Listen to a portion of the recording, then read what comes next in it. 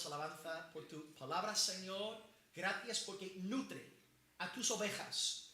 Pedimos hoy, amado Dios, que uses a tu siervo, pastor José Carlos, Señor, en la exposición de la palabra, que Él edifique hoy a tus ovejas en el Espíritu Santo, que el Señor nos enseñe a partir de la Santa Escritura. Y rogamos, amado Dios, que bendiga su labor grandemente en Costa Rica, que fortalezcas su iglesia local y las otras iglesias que están sosteniendo, amado Dios, y que tu buena palabra, tu santo evangelio, corra y sea glorificado. Guárdanos a todos de perros, guárdanos de malos obreros, Sí, Señor. Guárdanos de falsos profetas, porque están por todos lados, Señor, y no ignoramos las maquinaciones de Satanás. Guárdanos en Almería, guarda al pastor en Costa Rica, Señor, y este ministerio internacional que le has dado. Y amado Señor, que siempre brote de sus labios, de su boca, de su lengua, tu santa palabra. Háblanos hoy, Señor, para tu gloria. Te lo pedimos en el nombre de Cristo. Y la iglesia de Dios dice Amén. Amén. Gracias.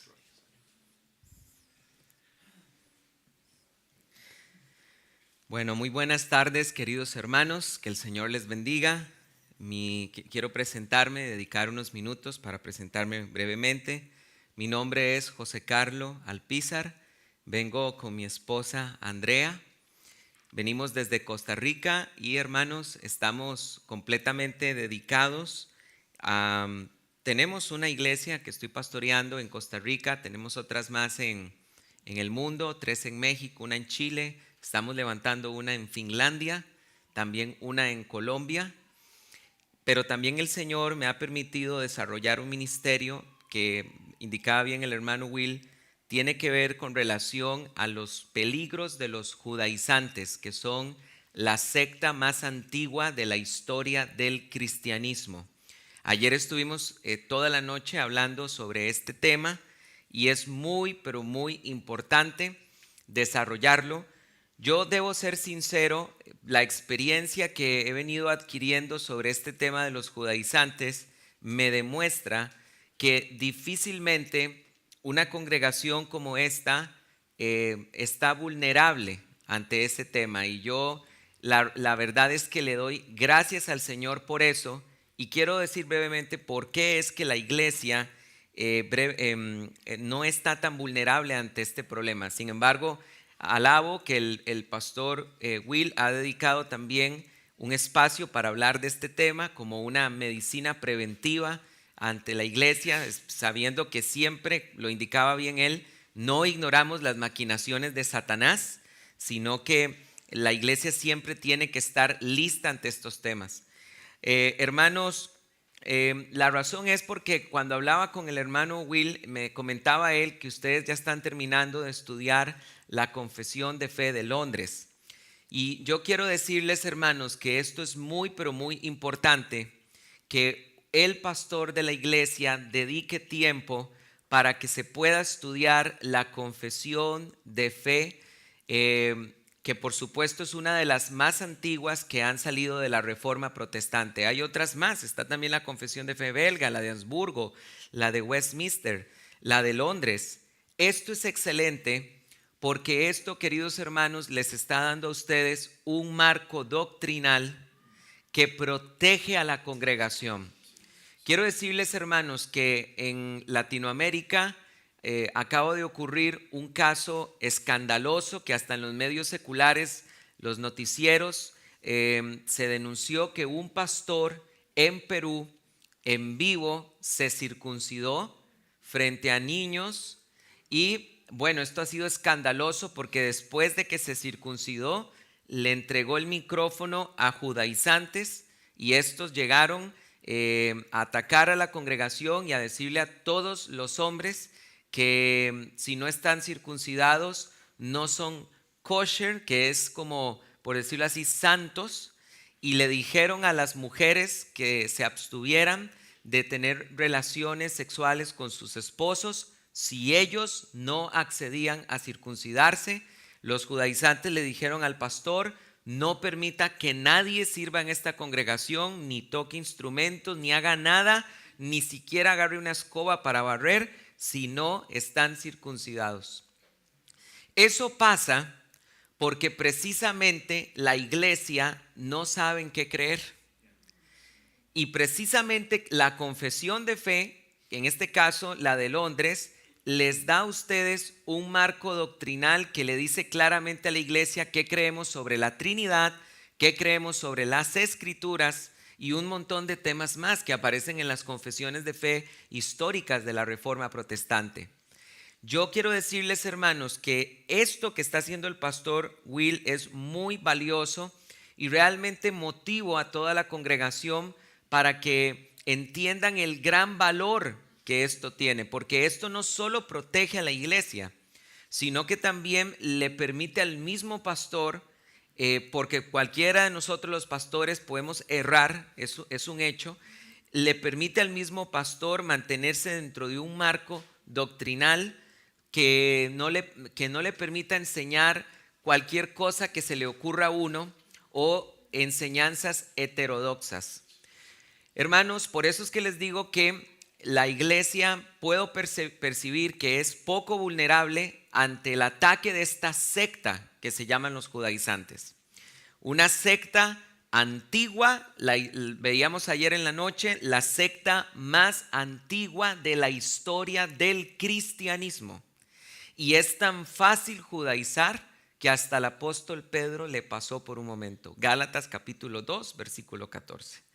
Entonces todo esto, hermanos, es muy importante y yo realmente los motivo a que valoren estas cosas. También he visto las enseñanzas del pastor Will por su canal de YouTube. He tenido la oportunidad de compartir con él algunos programas también.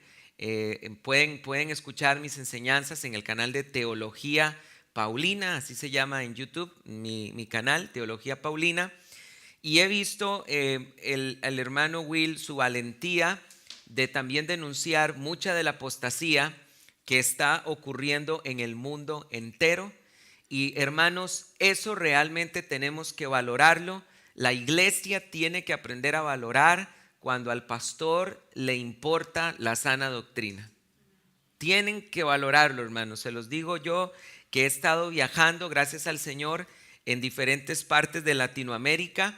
He visto mucha apostasía en los países que Dios me ha permitido visitar y realmente debemos orar y valorar el hecho de que haya un pastor en la congregación que le importe sacar el tiempo para estas cosas, pues sacar el tiempo para exponer y enseñar toda la confesión de fe, por ejemplo, de Londres, que veo que ya están terminando, es algo muy valioso. Es un tesoro que está protegiendo a la iglesia de apostasía, de la infiltración de sectas. Por eso, hermanos, los motivo a que sigan adelante en esto que el pastor les está a ustedes guiando. Hoy vamos a hablar con respecto a un tema muy importante que se llama la sola escritura. Y quiero pedirles que vayan conmigo, por favor, a Mateo capítulo número 4 para que podamos introducir este tema. Sola escritura es el tema que voy a estar compartiendo con ustedes hoy en esta tarde. Es el tema que el pastor Will me pidió que compartiera con ustedes.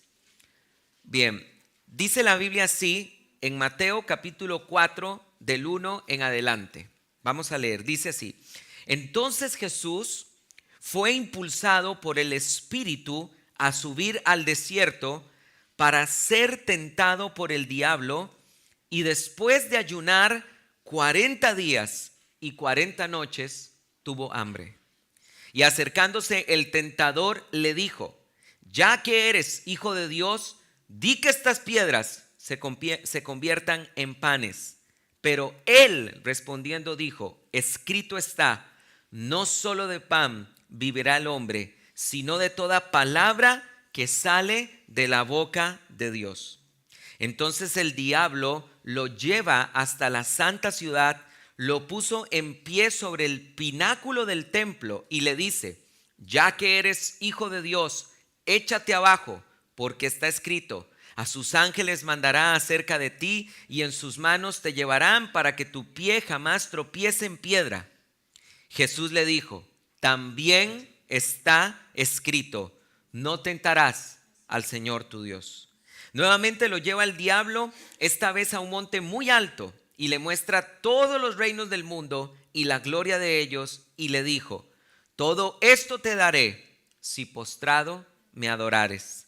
Pero Jesús le dice: apártate, Satanás, porque está escrito: al Señor tu Dios adorarás y a Él solo servirás.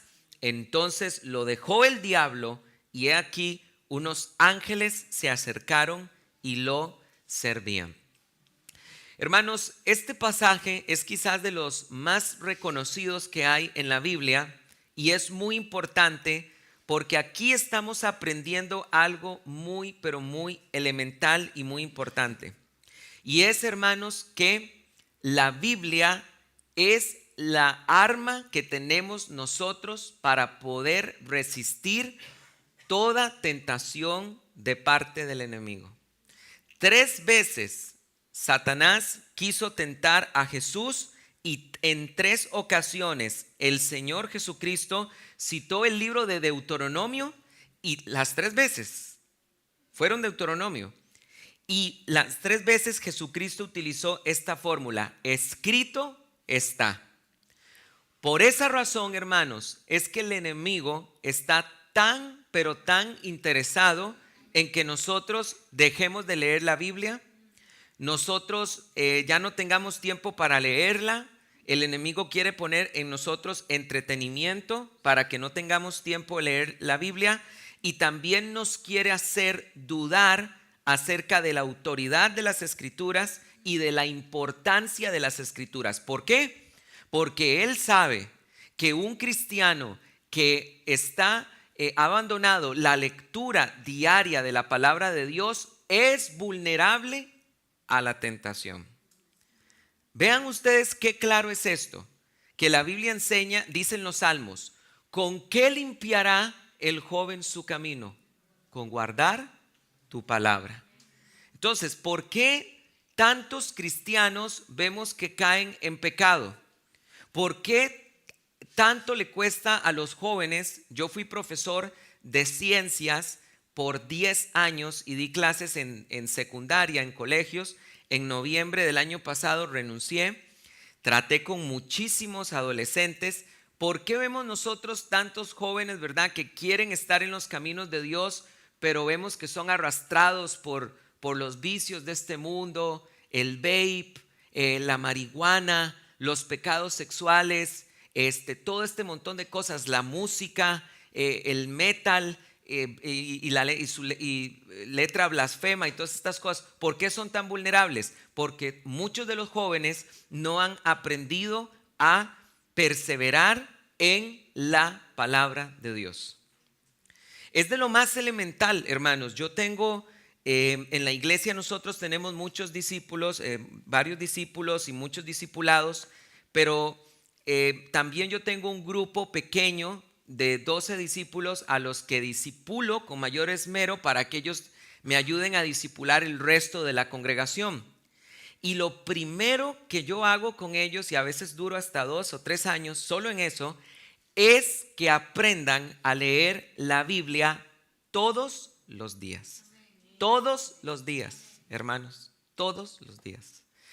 Y debo confesar y decirles que a algunos de ellos les ha costado 2 o 3 años lograr que no haya un solo día del año en que no lean la Biblia. Lo primero que yo les enseño a las personas que discipulo es que todos los días tenemos que leer la Biblia, sin importar. Por ejemplo, hermanos, ayer después del culto, que salimos tarde, nosotros tenemos un desfase de 8 horas con ustedes, así que si me ven un poco ojeroso, medio mapache, ya saben por qué es. Pero hermanos, aún ayer, ¿verdad?, después de llegar cansado y todo, había que leer la Escritura. Yo tengo la costumbre de leer la Biblia una vez al año. Hace muchos años ya acostumbro esto. Y hermanos, si ustedes leen la Biblia 4 capítulos por día, cuando más o menos estás por ahí del 15 de diciembre, has completado la Biblia en un año. Todos los días yo leo la Biblia 4 capítulos por día. Y con estos discípulos yo les digo, hoy nos toca, por ejemplo, hoy nos toca a nosotros leer Habacuc, que son 3 capítulos. Luego en algún momento del día les hago un pequeño resumen a ellos y se los envío. Y saben una cosa, ¿qué están haciendo ellos? Ellos tienen también sus personas que están aprendiendo de ellos, tienen sus pequeñitos grupos de lectura y tienen de todo, ¿verdad? La suegra, una amiga del trabajo, un compañero de la universidad, y los van guiando en la lectura y les van pasando el mismo resumen que yo les comparto a ellos. Y eso es algo que estos discípulos míos han aprendido a hacer con otros. Lo primero que les enseñan es: tienes que aprender a leer la Biblia todos los días. Todos los días. Hermanos, inclusive más o menos por ahí ya del 15 de diciembre, cuando terminamos de leer toda la Biblia, aprovechamos aún esos 15 días que quedan, no para vacaciones, sino que los aprovechamos para leer algún libro importante. Por ejemplo, leemos alguno de los padres apostólicos, leemos la Didaché o la carta de Clemente Romano o algún texto importante del cristianismo primitivo en esos 15 días que quedan. Y el 1 de enero, hoy nos toca empezar a leer Génesis del 1 al 4 y así vamos hasta que termine el año. Y es precioso, hermanos queridos. Y este es el ejemplo que estamos encontrando en Cristo Jesús. Cristo resistió estos ataques del enemigo diciéndole a Satanás: escrito está, escrito está, escrito está. Y de la misma manera nosotros tenemos que aprender este ejemplo. Hoy vamos a hablar del tema de la sola escritura, pero tenemos que comprender, hermanos, el valor de la Biblia en nuestra vida. Es más, la gente, dice la Biblia, que la fe viene por el oír, y el oír de la palabra de Dios. Cuando un cristiano ha leído mucha palabra de Dios, le es fácil evangelizar. ¿Por qué? Porque de él abunda mucha palabra de Dios. Entonces, si realmente alguno de ustedes siente un profundo llamado, aunque todos estamos llamados a esto, a compartir la palabra del Señor, a evangelizar. Ustedes estaban orando ahora antes de comenzar, estábamos iniciando el servicio por aquellas personas que son llamadas de las tinieblas a la luz admirable. Es indispensable que nosotros sepamos palabra de Dios para ser utilizados por Dios en esto. Una de las razones por las que Dios escogió al apóstol Pablo y escribió tanto del Nuevo Testamento era porque tenía un amplio conocimiento del Antiguo Testamento. Es más, ninguno de los apóstoles conocía la Escritura como la conocía el apóstol Pablo. Así que, hermanos, por supuesto que el enemigo nos va a tratar de atacar por todo lado. Y el enemigo quiere que dejes de leer la Biblia porque ahora, bueno, salió la nueva temporada. No es que crea que ustedes ven estas cosas, ¿verdad? Porque ustedes son muy espirituales. Pero sale, ¿verdad?, la nueva serie de la Casa del Dragón, y el enemigo quiere, ¿verdad?, que veas Casa de Dragón y entonces dejes de leer palabra de Dios, ¿verdad? Y todas estas cosas. Entonces a los jóvenes el enemigo los ataca, ¿verdad?, con la nueva temporada de Stranger Things, ¿verdad? O va a salir aquí en España La Casa de Papel, ¿verdad? Y entonces el enemigo quiere que la gente esté en esto, o que si juega el Real Madrid y que si juega el Barcelona o esto. Y el enemigo quiere que tengamos tiempo para todo menos para leer la Biblia. Es más, yo les voy a decir, hermanos, que en estos discipulados, en una ocasión, una de mis discípulos me dijo: es que no es mucho, 4 capítulos, no se puede leer 1 o 2. Y yo le dije: qué descaro más grande, qué descaro más grande. Realmente, ¿cómo es posible que 4 capítulos, lo más que vas a durar son 15 minutos leyéndolos? ¿Cómo es posible que no tengas 15 minutos en todo el día para leer la Biblia? Por eso el enemigo nos ataca de esta manera y nos va a tratar también de hacer dudar de la autoridad de la palabra de Dios. Y esto es el tema de la sola escritura. Permítanme definir qué entendemos nosotros por sola escritura. Hermanos, esta es una de las cosas más importantes de la Reforma Protestante. La Reforma Protestante, en el proceso de la Reforma, ha levantado, por decirlo de esta manera, 5 grandes lemas. Sola fide, sola gratia, soli Deo gloria, solus Christus y sola escritura. Y estas 5 solas responden a una realidad que contrasta contra el catolicismo romano. Porque el tema de la sola escritura a nosotros nos separa abiertamente del catolicismo romano. Una de las cosas que provocó la Reforma Protestante es el tema de reconocer a la Biblia como la única fuente de autoridad infalible. Eso es sola escritura. Vuelvo a repetirlo. ¿Qué es la sola escritura? Reconocer que la Biblia es la única fuente de autoridad infalible. Esto no significa que haya para el cristianismo otras fuentes de autoridad. Por ejemplo, la confesión de fe es una fuente de autoridad. La confesión de fe de Londres para ustedes es una fuente de autoridad y hacen bien en estudiarla, pero no es infalible. ¿Se entiende? Es fuente de autoridad, pero no es infalible, porque nosotros los cristianos, en todas las denominaciones protestantes que puedan haber, estamos de acuerdo que solo la Biblia es fuente de autoridad infalible. Pero esto nos separa abiertamente del catolicismo romano, porque el catolicismo romano sostiene lo que se conoce como el trípode católico. ¿Y qué es el trípode católico?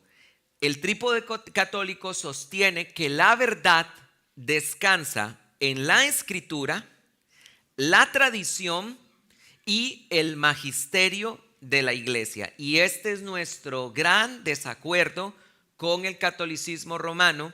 Y hermanos, el hermano Will, que también al igual que mi persona, que se mueve bastante en redes sociales, sabe que recientemente, en una cuestión de 1 o 2 años, este debate de la sola escritura versus el trípode católico está muy en boca de todas las personas ahorita en redes sociales. Y déjenme decirles que esto no es poca cosa, porque hermanos, miren, las redes sociales no debería ser así, pero lastimosamente se han convertido en la cátedra de las personas, en todos los aspectos y en todas las aristas. Por ejemplo, hasta en la política.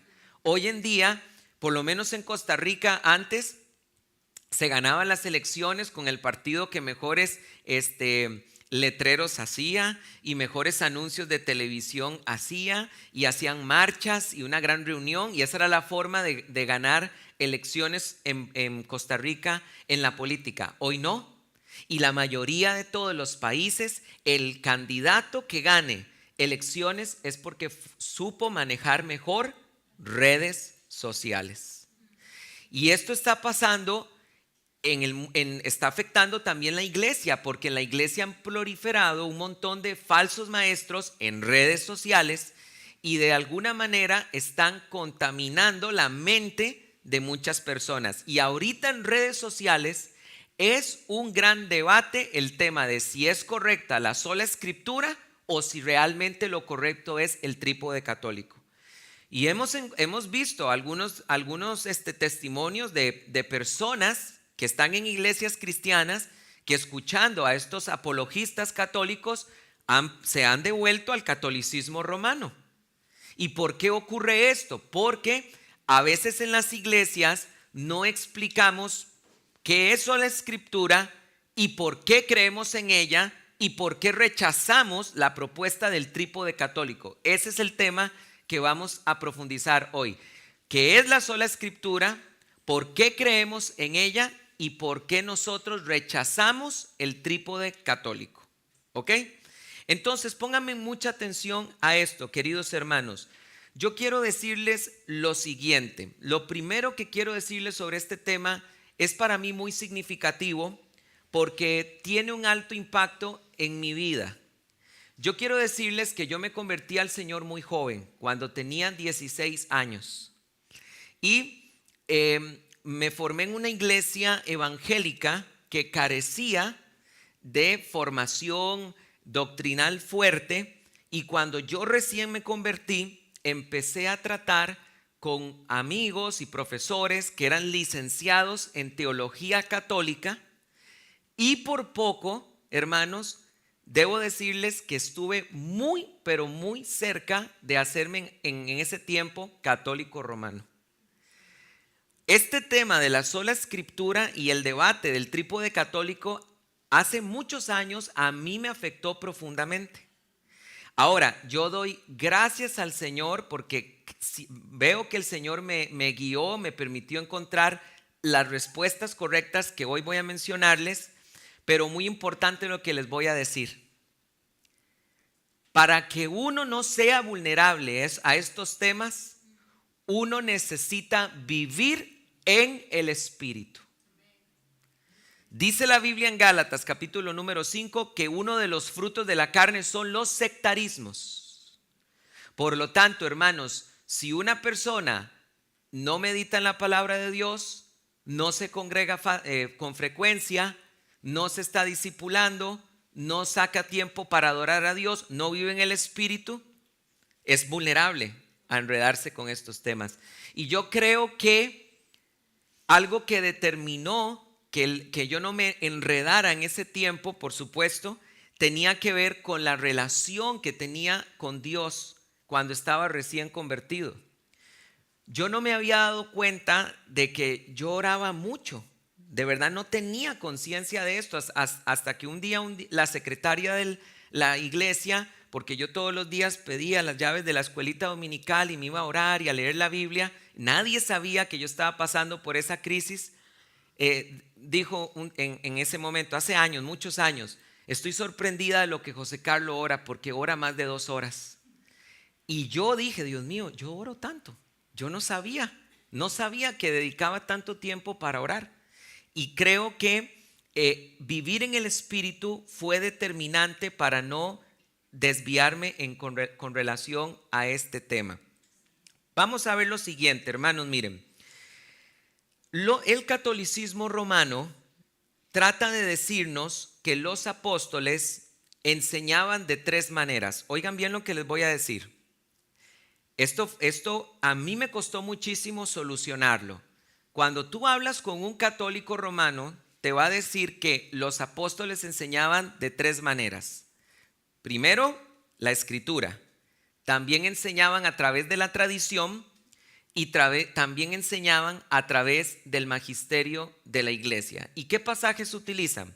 Vayan conmigo, por favor, en primer lugar, a Segunda de Timoteo, capítulo 2, versículo 1. Segunda de Timoteo, capítulo 2, versículo número 1. Bien.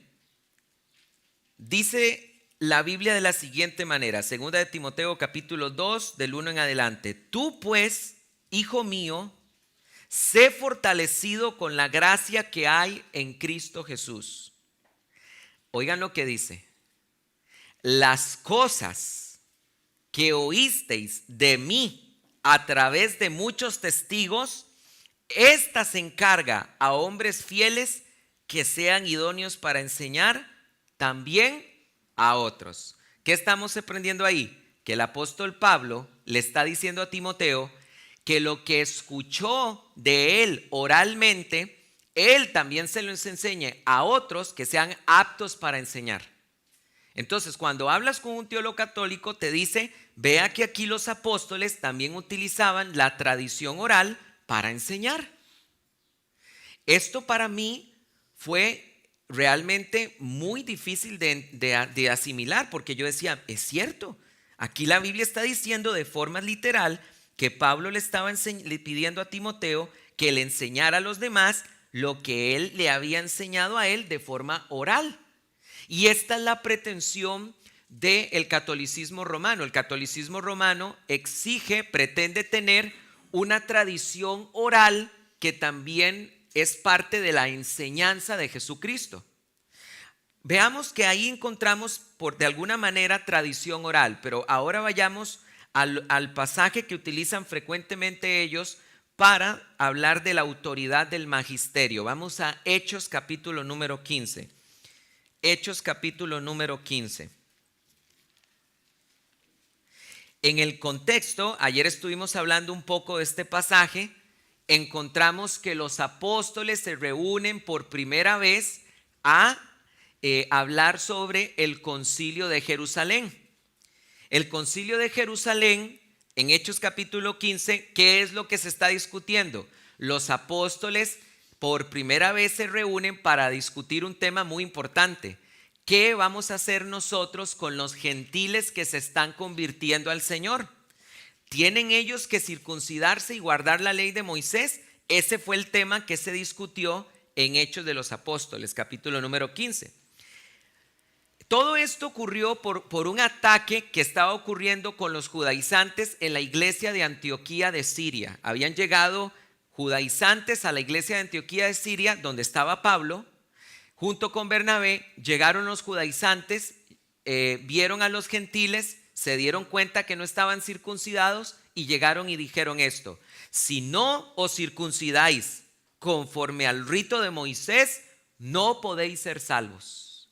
Ese fue el ataque que recibió la iglesia de Antioquía de Siria con los judaizantes. Escuchen, estando Pablo ahí presente. Vean lo descarada que es esta secta. Estando Pablo ahí presente, vinieron con esta pretensión. Entonces la iglesia se reunió para discutir este asunto. También en Hechos, leamos Hechos 15:1, dice la Biblia así, Hechos 15:1, pero algunos que habían bajado de Judea decían a los hermanos: si no sois circuncidados conforme al rito de Moisés, ¿qué dice? No podéis ser salvos. Esa era la pretensión de los judaizantes, que los gentiles se tenían que circuncidar con fines salvíficos. Pero también otros judaizantes en el versículo 15:5 dicen otra cosa. Lean conmigo, dice: pero algunos que habían creído de la secta de los fariseos se levantaron diciendo: es necesario circuncidarlos, ¿y qué dice? Y que guarden la ley de Moisés. Entonces vean que las pretensiones de los judaizantes eran tres. Los que habían bajado a Siria decían que la circuncisión era necesaria para salvación. Otro grupo del partido de los fariseos, que eran creyentes, decían que la circuncisión era necesaria, pero no con fines salvíficos. Vean que el versículo 5 no dice en ningún momento que sea para salvación. El versículo 5, leámoslo de nuevo. Pero algunos que habían creído de la secta de los fariseos se levantaron diciendo: es necesario circuncidarlos y mandar que guarden la ley de Moisés. Pero nunca dijeron que esto era para salvación. Así que las pretensiones judaizantes eran de diferente tipo. Un grupo estaba diciendo que la circuncisión era necesaria para salvación. Otros estaban diciendo que era necesaria, pero no para salvación.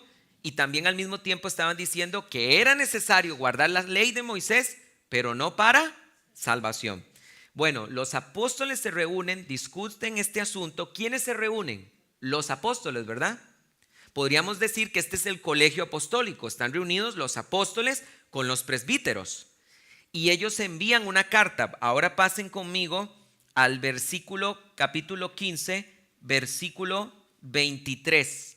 Los apóstoles, el colegio de los apóstoles, los 12 apóstoles junto con Pablo, escribieron esta carta y dice lo siguiente: y escribir por mano de ellos, y esto es lo que dice la carta: los hermanos apóstoles y ancianos, a los hermanos de entre los gentiles que están en Antioquía, Siria, Cilicia, saludos.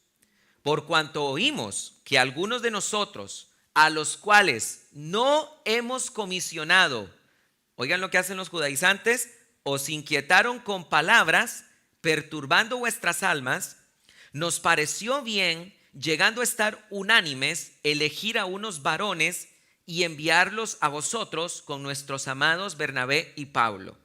hombres que han expuesto su vida por el nombre de nuestro Señor Jesucristo. Así que hemos enviado a Judas y a Silas, y ellos informarán de palabra las mismas cosas, porque ha parecido bien al Espíritu Santo y a nosotros no imponeros carga alguna, excepto estas cosas necesarias: que os abstengáis de lo sacrificado a los ídolos, que de cosas ahogadas, de fornicación, de sangre. Bien haréis en absteneros de tales cosas. Tened salud. ¿Qué es esto, hermanos? Esta es la respuesta oficial del Colegio de los Apóstoles para el problema que había ocurrido en las iglesias de Siria. Quiero hacerles una pregunta, porque estoy en este momento diciéndoles los argumentos que utiliza el catolicismo romano. Ya vamos a ver por qué no estamos de acuerdo. Esta resolución de los apóstoles era apelable o inapelable. Qué buena pregunta, ¿verdad? Los apóstoles contestan por escrito. La iglesia lee la carta donde se dice que los apóstoles han llegado a la conclusión que no es necesaria estas cosas, sino que se abstengan de la idolatría, de la fornicación, de comer carne con sangre y de ahogado, pasadla bien. La resolución de los apóstoles era apelable o inapelable. La respuesta es inapelable. No había alguien más a quien reclamar. Si usted no estaba de acuerdo, ¿usted a qué le escribe entonces? ¿A quién le va a escribir diciendo no estoy de acuerdo? Reconsidere si los apóstoles están bien o no. No había nadie a quien apelar. Por lo tanto, esta resolución de los apóstoles es infalible. Entonces, ¿qué es lo que pasa? Que cuando hablas con un católico romano, y así fue como a mí me llevaron astutamente en todo ese proceso, me decían: a ver, José Carlos, mira, cuando tú lees el Nuevo Testamento encuentras la tradición, porque Pablo le dice a Timoteo que enseñe a otros lo que había aprendido de él oralmente. Luego encuentras que el magisterio de los apóstoles es infalible, y además encuentras que evidentemente los apóstoles citaron muchas veces la Escritura. Por lo tanto, estoy devolviéndome hace ya varios años, no quiero decir cuántos, ¿verdad? Debes entender que los apóstoles no solo utilizaban la Escritura, sino también la tradición, y el magisterio era infalible. Y tu iglesia protestante no piensa así. Dice que solo la Escritura. Hermanos, y esto a mí me costó muchísimo tiempo lograr resolverlo, y voy a decir la respuesta de forma clara. Sí, es verdad que Timoteo aprendió cosas de Pablo de forma oral y se las transmitió a otros. Y es verdad que la resolución del Concilio de Jerusalén era infalible. Y es verdad que los apóstoles citaron muchísimas veces la Escritura, dando a entender que encontraban en las Escrituras una fuente de autoridad. Pero todo eso se sostenía en pie siempre y cuando los apóstoles estuvieran vivos. Y en el momento en que los apóstoles mueren, las cosas cambian. Por eso es que nosotros no reconocemos el trípode católico. Déjenme decirles por qué. Porque si bien es cierto, los apóstoles enseñaron cosas de forma oral, como Pablo se lo encomienda a Timoteo, esas cosas que Timoteo enseñaba, que decía que las había aprendido de Pablo, eran cotejables, se podían confirmar. ¿Cómo? Preguntándole a los apóstoles si eso que ellos estaban diciendo realmente lo habían dicho. ¿Sí me están entendiendo? Pero en el momento en que todos los apóstoles mueren, ¿cómo hacemos nosotros para saber que lo que se está diciendo de forma oral realmente un apóstol lo dijo, si ya no hay forma de confirmarlo? Ahora, por otro lado, claro que la resolución de Hechos 15 fue infalible, porque era de los apóstoles, pero una vez muertos los 12 apóstoles y Pablo, ya no hay nadie que tenga esa autoridad. Así que ya no hay otro presbiterio, por más presbiterio que usted quiera tener, que pueda tener esa misma categoría de infalibilidad. ¿Me estoy dando a entender? Nosotros tenemos nuestros magisterios hoy en día. La confesión de fe de Londres, por ejemplo, o las otras confesiones de fe históricas, no fue alguien que se metió ahí al cuarto, escribió un borrador y salió y dijo: está la confesión de fe de nosotros. No, eso fue la discusión de varios teólogos serios, responsables, que discutieron por mucho tiempo y han traído una confesión de fe para guiar a la iglesia. Todas las confesiones de fe también son el producto de los magisterios nuestros, pero no podemos decir que sean infalibles, porque los presbíteros no son los 12 apóstoles, ni son Pablo. ¿Me estoy dando a entender? Eso quiere decir, y si quieren pueden anotar este término, que nosotros somos sola escritura por necesidad circunstancial.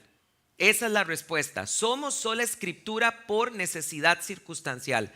Una vez muertos los apóstoles, las circunstancias demandan que nosotros solo podamos confiar en la infalibilidad de la escritura. Ahora, déjenme decirles algo, hermanos. Nosotros, para este tema, también tenemos que aprender mucho de los padres apostólicos.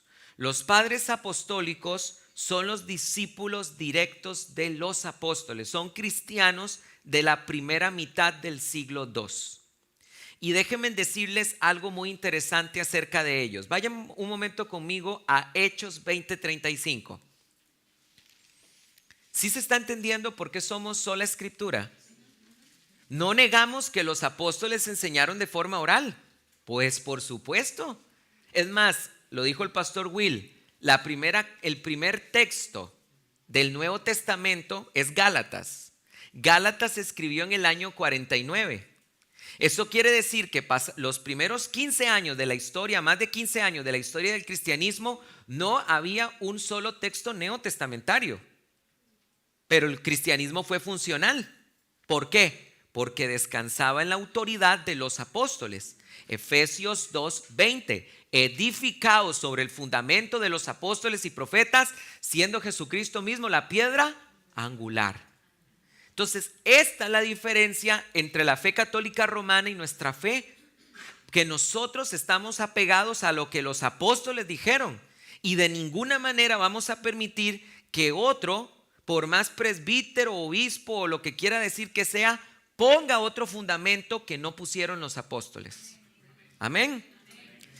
Ahora, vean qué interesante esto que dice la Biblia en Hechos 20:35. Esto es muy, pero muy interesante. Dice la Biblia así: entonces, en todo os mostraré que trabajando así, aquí está hablando el apóstol Pablo, es necesario socorrer a los débiles y recordar, ojo acá lo que dice la Biblia, y recordar las palabras del Señor Jesús. Pues Él mismo dijo: más bienaventurado es dar que recibir. Ojo lo que Pablo está diciendo. Pablo está diciendo que Jesucristo dijo, Pablo está diciendo, es necesario recordar las palabras del Señor Jesucristo. Es mejor dar que recibir. Pero la pregunta es, ¿dónde en los 4 evangelios está la expresión es mejor dar que recibir? No está. Ustedes se pueden leer 50 veces los 3 evangelios sinópticos, Mateo, Marcos y Lucas y Juan, y no van a encontrar la expresión es mejor dar que recibir. ¿Qué es esto, pastor? Apunten este término. Esto se llama ágrafe. Ágrafe. ¿Qué es un ágrafe? Son frases de Jesús que no están en los evangelios canónicos, en los 4 evangelios. Este es un ágrafe. ¿Y quieren que les diga cuántos hay en la Biblia? Ágrafes de Jesús. 1. Este que está acá. ¿Qué significa eso? Esto es un golazo contra el catolicismo romano. Porque si realmente los apóstoles tenían la pretensión de darnos la cátedra de Jesús a través de la escritura y a través de la tradición oral, como lo pretende el catolicismo romano, deberíamos encontrar múltiples ágrafes, pero resulta que esto es completamente atípico en la Escritura. Y cuando nosotros vamos y leemos los padres apostólicos, la Didaché, la carta de Clemente Romano escrita en el año 95, las cartas de Ignacio de Antioquía, la carta de Policarpo a los filipenses, todos estos son textos de los discípulos directos de los apóstoles. La pregunta es, cuando vamos a los padres apostólicos, ¿encontramos muchos ágrafes? ¿Cuántos ágrafes encontramos, Pastor José Carlos, en los padres apostólicos? 0. Y es más, voy a decirles algo. Si ustedes agarran y leen los padres apostólicos con esmero, porque tenemos tiempo, ¿verdad, Mer? Para hacer estas cosas, ¿verdad? No hay tiempo, ya no vamos a leer tanto los juegos del hambre, ¿verdad? Y el sinsajo y esas cosas. No, vamos a leer a los padres apostólicos. Y yo les dejo de tarea esto. Ustedes van a encontrar que en los padres apostólicos se utiliza mucho la expresión recordando las palabras de Jesús. Cuando ustedes encuentren en los padres apostólicos esta expresión recordando las palabras de Jesús, subráyalo. Porque siempre, y qué gran siempre, vas a encontrar que esas palabras de Jesús están en los 4 evangelios.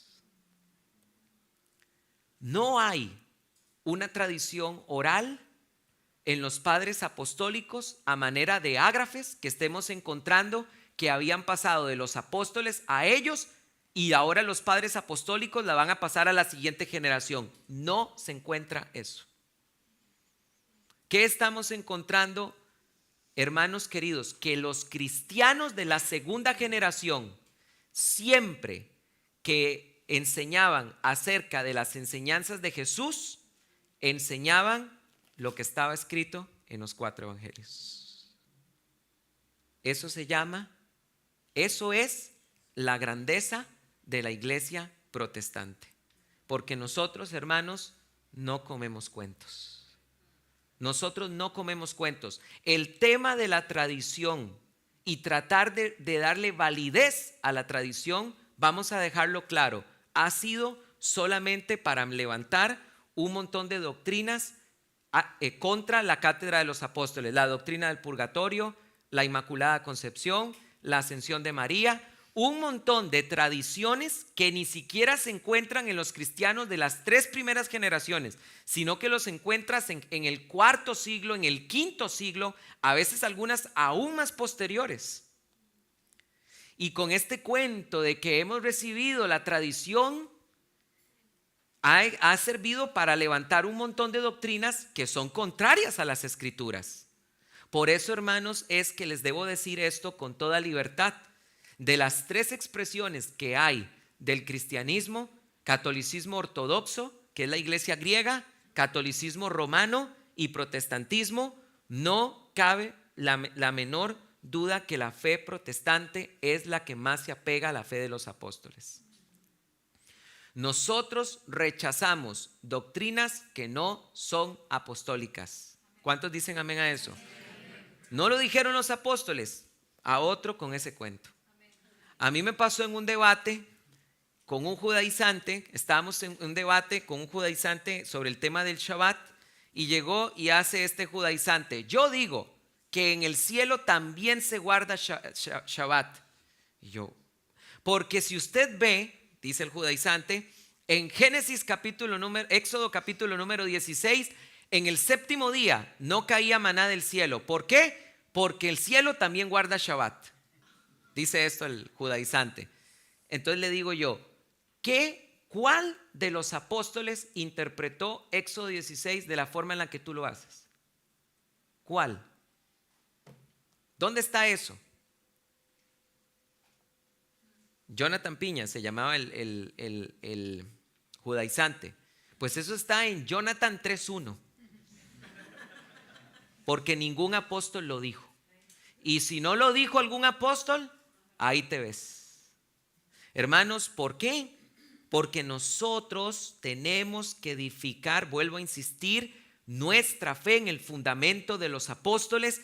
Es Jesucristo mismo la piedra angular. Amén.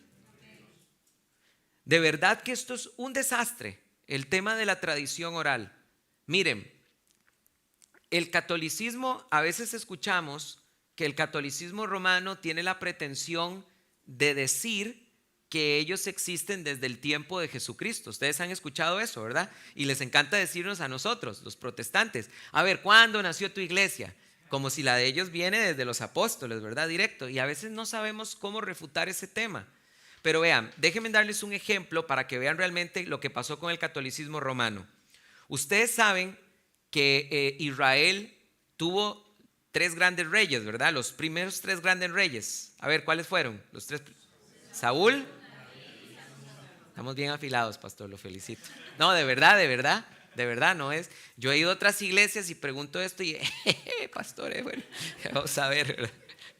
Bueno, no, los felicito. Claro, cada uno de ellos gobernó 40 años. Bien, tenemos 120 años. 40, gobernó Saúl 40, David 40 y Salomón 40. ¿Qué es esto? Esto se llama el Israel indiviso. No divisible, no se ha dividido. Bueno, pero ¿qué pasa? Que Salomón, ayer hablamos de Salomón un rato en la noche, ¿verdad? Sabemos que le encantaban las princesas del desierto, ¿verdad? Y entonces, pues Dios lo juzga, lanza un juicio sobre él y le dice que uno de sus hijos va a dividir el reino. Y viene Roboam, toma el reino, le vienen a pedir paz. Los ancianos le dicen, ofréceles paz, reduce el yugo sobre ellos. Vienen los jóvenes y le dicen, no, di que si tu papá los castigó con látigos, tú los vas a castigar con escorpiones, y diles que tu dedo gordo es más grande que los lomos de tu padre. Queridos jóvenes que están aquí presentes, aprendan a escuchar a los ancianos de la iglesia. Porque vino Roboam en el año 930 y escuchó a los jovencitos y se le dividió el reino en 2. Y a partir de ahí surgió Israel del norte, Israel del sur. Bien, ¿qué pasa con la iglesia? Bueno, que también la iglesia antes del 1054, esta fecha es muy importante, la iglesia no estaba todavía dividida. Pero en el año 1054 ocurre lo que se llama el cisma de Oriente y Occidente. ¿Qué fue lo que pasó? La iglesia primitiva tenía 5 grandes patriarcados: el patriarcado de Jerusalén, de Antioquía de Siria, de Alejandría, de Constantinopla y Roma. Eran, por decirlo así, las grandes iglesias de la iglesia primitiva, donde habían grandes misiones y grande influencia. Pero resulta que siempre la iglesia en ese tiempo, los 5 obispos se consideraban iguales entre ellos, pero el obispo de Roma fue el que quiso enseñorearse sobre ellos. Y esta es una de las razones por las cuales la iglesia se divide en Occidente y Oriente. Y ahí es, en el 1054, donde, queridos hermanos, surge lo que podemos llamar catolicismo romano, tal y como lo conocemos hoy en día. Porque lo que había antes era iglesia indivisa. Entonces, ¿por qué estoy diciendo estas cosas, queridos hermanos? Vean, porque ni siquiera los dogmas marianos, como por ejemplo la Asunción de María o la Inmaculada Concepción, ni siquiera los católicos ortodoxos la creen. Y ellos se dividieron en el 1054. ¿Por qué los católicos ortodoxos no creen en la Inmaculada Concepción y en la Asunción de María? Porque esos cuentos son posteriores al cisma. Pero resulta que ellos dicen que vienen recogiendo una tradición desde los mismos apóstoles. Pues qué lindo cuento. ¿Por qué los ortodoxos no creen en eso también? ¿Por qué los ortodoxos no creen en que María ascendió a los cielos y que María nació sin pecado?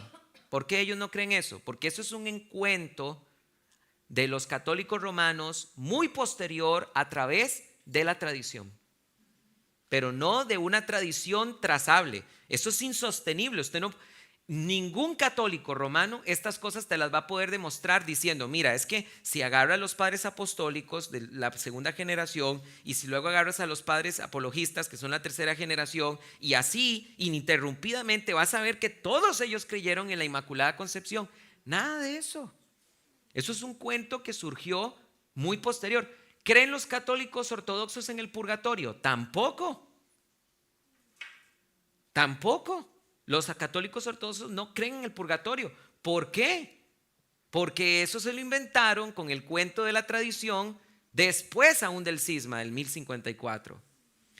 Por eso, hermanos, es que yo quiero terminar este mensaje haciendo eco en las palabras del apóstol Pedro, que es la grandeza de la iglesia protestante. Tenemos la palabra profética más segura, a la cual haremos bien en estar atentos. Y esto es lo que yo, queridos hermanos, les digo a ustedes hoy como iglesia. Hermanos, bien haremos en recordar esas palabras del apóstol Pedro. Vean qué claro es esto. Ahí Pedro, está dejando claro otro tema que es importante, que es, por decirlo así, es otro concepto que es prima escritura. Nosotros no solo somos sola escritura, sabemos que la escritura es la única fuente de autoridad infalible, pero también somos prima escritura en el sentido de que, como mencionaba anteriormente, hay otras autoridades, ¿verdad? Por ejemplo, las confesiones de fe son autoridades, no infalibles, pero son fuente de autoridad. Pero siempre el cristiano irá primero a la escritura, a la palabra. Por eso terminemos este mensaje leyendo, vamos todos para allá, para Segunda de Pedro, y termino con este verso, Segunda de Pedro 1, 19 y 20. Antes de leerlo, ¿se acuerdan que les dije que esto fue una crisis de fe? Claro, yo por mucho tiempo no pude solucionar eso de que Timoteo había recibido tradición oral y que el concilio de los apóstoles había sido infalible. Pero una vez después de que llegué a las respuestas satisfactorias que he compartido con ustedes, la pregunta se la devolví yo a los católicos y les dije, bueno, esta es la respuesta. Somos sola escritura porque una vez muertos los apóstoles no es trazable ni cotejable la tradición y el magisterio. Ahora te toca a ti tienes que demostrarme que la tradición es cotejable. Tienes que demostrarme que puedes garantizar con un mecanismo que lo que la tradición viene enseñando es realmente lo que los apóstoles dijeron. Tienes que demostrármelo. Ninguno pudo. No lo pueden hacer. Otra cosa, me tienes que demostrar que ahora un magisterio que no está conformado por los apóstoles es igual de infalible. Hazlo, demuéstralo. No lo pueden hacer. ¿Por qué? Porque inclusive cuando empiezas a leer los documentos de la iglesia primitiva, vas a encontrar una discusión, por ejemplo, que hubo con respecto a de la Pascua entre los obispos. Había una discusión ahí, pueden eso leerlo en Historia Eclesiástica de Eusebio de Cesarea. La iglesia de Oriente decía que había que hacer un ayuno pascual en tales fechas, la iglesia de Occidente decía otra cosa. Resulta que hubo una discusión entre los obispos y llegó el obispo de Roma, que ya en el siglo IV ya tenía así como aires de grandeza, ¿verdad?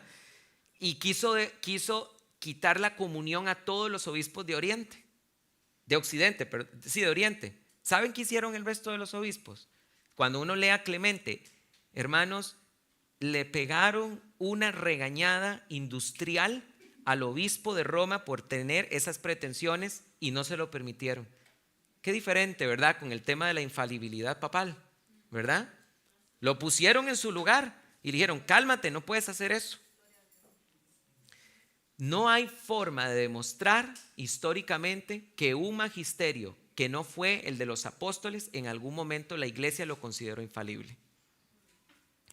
Dice la Biblia en 2 de Pedro 1, 19 y 20, y termino con estas palabras. Tenemos también la palabra profética más segura, a la cual hacéis bien en estar atentos, como una antorcha que alumbra en el lugar oscuro hasta que el día amanezca y el lucero de la mañana salga en vuestros corazones, sabiendo esto, que primero, que ninguna profecía de la Escritura produce una explicación privada, porque la profecía nunca fue traída por voluntad humana, sino que los hombres hablaron de parte de Dios, impulsados por el Espíritu Santo.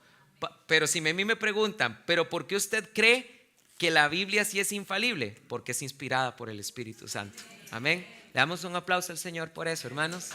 Gracias, Señor. Y esto es lo que nosotros creemos, y gracias al pastor Will por haberme permitido compartir hoy este mensaje, porque fue recordar una travesía de mi juventud con respecto a este tema. Queridos hermanos, solamente recordarles que también traje algunas copias de este libro que se llama Gálatas, verso a verso. Este es mi segundo libro. El primero lo escribí, se llama Contra los judaizantes. Este se llama Gálatas, verso a verso, los peligros de judaizar. Y viene también uno para ellos mismos, ¿verdad? Los judaizantes, el tercero, se va a llamar Raíces Hebreas. Los queremos mucho a los judaizantes, por eso les escribimos mucho. Así que ahí mi esposa va a estar al final por si alguno de ustedes quiere una copia. Ha sido para mí un placer haber compartido la palabra del Señor con ustedes. Es para mí un gran honor que el pastor Will me haya permitido compartir la palabra. Pastor, te admiro mucho. Gracias, y cuando vayas a Costa Rica tienes también un amigo que te va a recibir con todo el calor. Dios los bendiga, hermanos, que tengan mucha paz.